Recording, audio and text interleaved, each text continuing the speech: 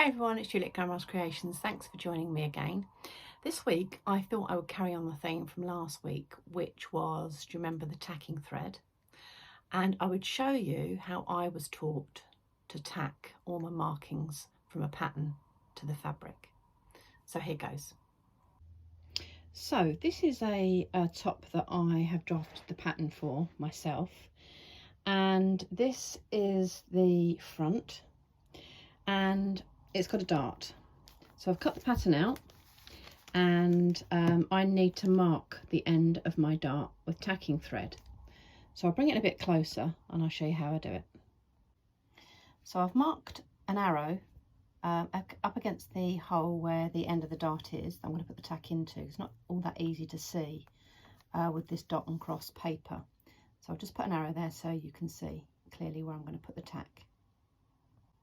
So the first thing to say is that you want to start off with your tacking thread, obviously in a needle, and you do not want to knot the end of your thread.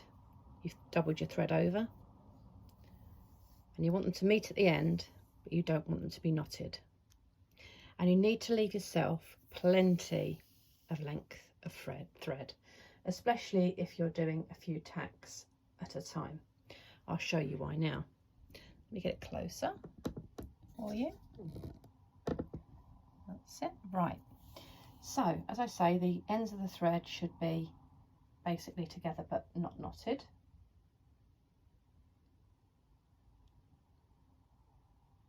So, there we go. There we go, they're together.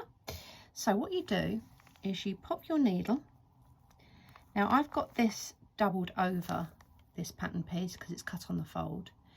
If you were cutting two fronts that were separate, this would obviously still apply because you'd have two layers of fabric on each other, and you want to make the dart end at the same place in both of the fronts, both sides of the fronts as well. So you go in and you come out like that, and you put it through, but you leave yourself a long tail. Then whichever way you've gone in and out, you need to do a cross shape. So you come down this way,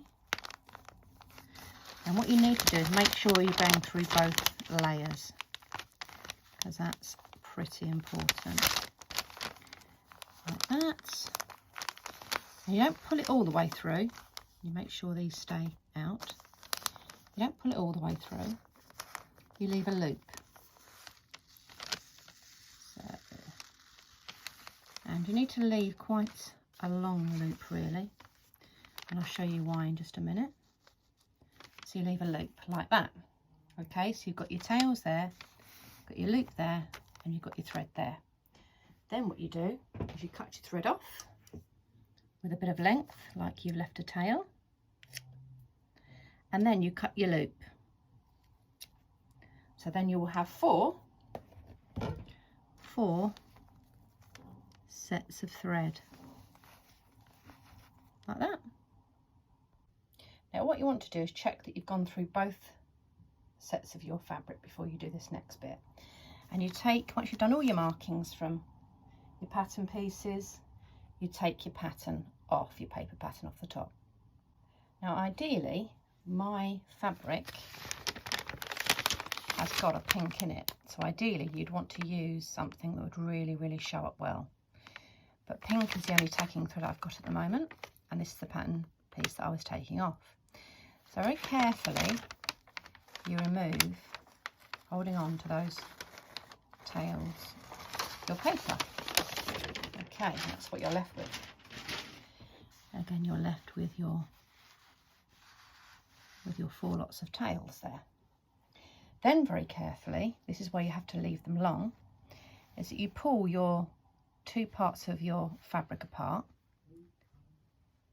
and if you can see, that's why you need a bit of a length, because what you need to do then, without pulling it too far out of this one, you snip in between.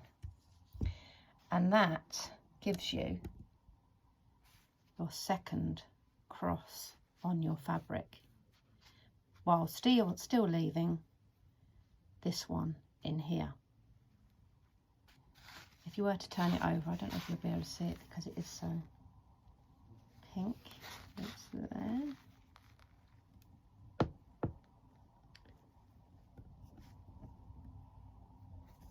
There it is. I can actually feel it, so you would be able to feel this. You can just see it there. There's the cross of my tack. So therefore I can now fold my dart, and I know the point at which I'm going to for my dart. So I hope you found that helpful, how I was taught to put in my tailor tacks. And that's why when usually you can end up sewing over your tailor tacks. That's why the tacking thread is so brilliant, because it snaps really easily. If you haven't got tacking thread, you can use, as I said before, old cotton thread, because when cotton is old, it becomes weaker and weaker. So that would be another alternative to tacking thread, so that you know, it would be removed easier, because there's nothing worse than having to really tug that thread out once you've sewn over it, and it doesn't do much for the garment either, or the stitching. So I hope you found that handy. I hope you found that helpful. Any questions, please pop them in the box, and take care for now, guys. Have a good week. Keep safe. Bye for now.